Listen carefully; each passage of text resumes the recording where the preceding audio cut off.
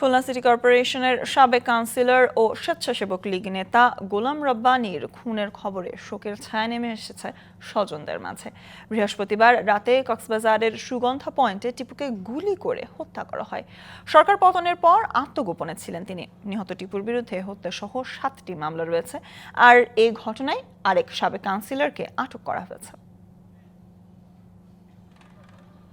বৃহস্পতিবার রাতে কক্সবাজারের সুগন্ধা পয়েন্টে হোটেল সিগালের সামনে খুলনা সিটি কর্পোরেশনের সাবেক মেয়র গোলাম রব্বানী টিপুকে গুলি করে হত্যা করা হয়। ছাত্রমৈত্রী সংগঠনের মাধ্যমে টিপুর রাজনীতি শুরু, পরবর্তীতে চরমপন্থী সংগঠনের সাথে সম্পৃক্ততা মেলে তার। পরে খুলনা 3 আসনের সাবেক এমপি এস এ কালাম হোসেনের হাত ধরে প্রবেশ করেন আওয়ামী লীগে।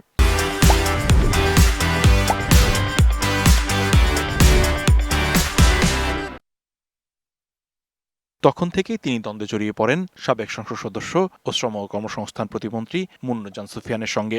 খুলনা সিটি কর্পোরেশনের 4 নম্বর ওয়ার্ডের কাউন্সিলর পদে 2 বার প্রতিযোগিতা করলেও একবার নির্বাচিত হন। তার মৃত্যুর খবরে শোকাহত পরিবারের কাছে ছুটে আসছেন স্থানীয়রা। টিপু ভাই আমাদের এই 4 নম্বর ওয়ার্ডের খুব স্বনামধন্য কাউন্সিলর ছিলেন। আমরা সবাই শোকাহত এবং এটা বিস্মিত যে আসলে ওনার এই ধরনের শত্রু ছিল কিনা আমার জানা নাই। নিহত গোলাম রব্বানী টিপুর বিরুদ্ধে 7টি মামলা রয়েছে। তার বিরুদ্ধে খুলনার আলোচিত হুজি শহীদ হত্যার অভিযোগও রয়েছে। খুলনা মেট্রোপলিটন পুলিশের দৌলতপুর থানায় 2015 সালে তার বিরুদ্ধে একটি হত্যা মামলা, 22 সালে একটি হত্যার চেষ্টা মামলা, মোট 7টি মামলা তার বিরুদ্ধে রয়েছে।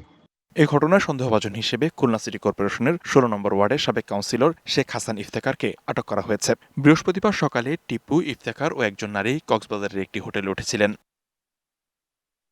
DBC news desk.